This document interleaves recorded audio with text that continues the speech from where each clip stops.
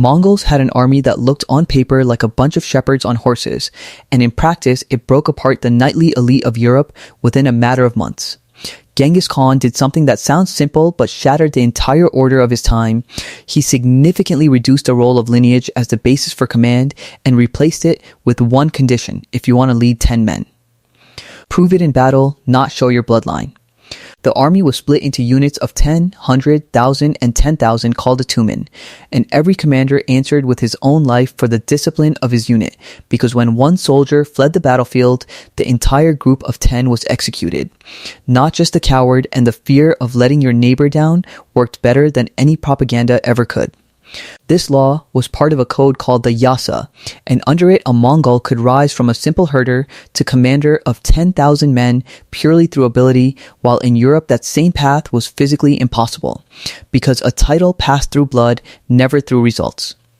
European knights at the same time still believed that war was a stage for individual glory. An armored giant was supposed to charge forward, show off, and win personal fame, while a Mongol horseman 100 meters away simply fired an arrow from the saddle, turned, and pretended to flee, and the heavy cavalry that had just felt like the king of the battlefield chased after him straight into a trap.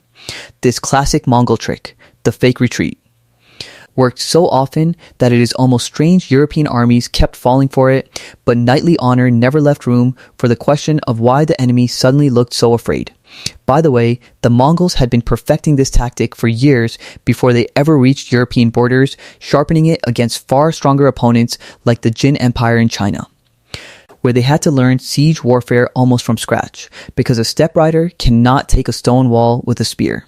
This is where another detail often gets forgotten: the Mongols were never too proud to steal technology. After capturing Chinese and Persian engineers, they gained siege machines, early gunpowder charges, and bridge builders. And within a few years, a nomadic army with no cities of its own was besieging fortresses better than the settled civilizations that had spent centuries building them. A rider on the Mongol relay postal system could cover in one day a distance that would take a European army a week, and because of that, Genghis Khan and his successors knew how the enemy was moving before the enemy even knew they were coming. In the year 1241, this system crushed two armies considered the elite of Central Europe: the Polish and German knightly force at Legnica and the Hungarian army on the Sajo River, and both defeats happened almost at the same time, as if the Mongols had staged a public humiliation of an entire continent on purpose. The knights had heavier armor, longer lances, and centuries of battle tradition, and they still lost to light cavalry that learned to ride before it learned to walk, fighting not for personal glory, but for a system that punished cowardice and rewarded following orders. The bitter irony is that right after Legnica and the Sazo, the Mongols turned around and rode back into the steppe because the great Khan had died and a new one had to be chosen, meaning Europe was saved not by tactics, not by armor, and not by prayers, but by an ordinary succession vote back in Karakorum.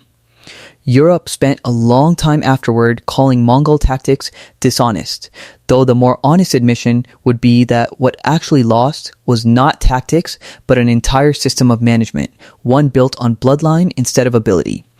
And that system left behind the largest land empire in history by territory, run by people who a century earlier had been herding sheep and would never have been allowed to command even 10 men in feudal Europe simply because of where they were born.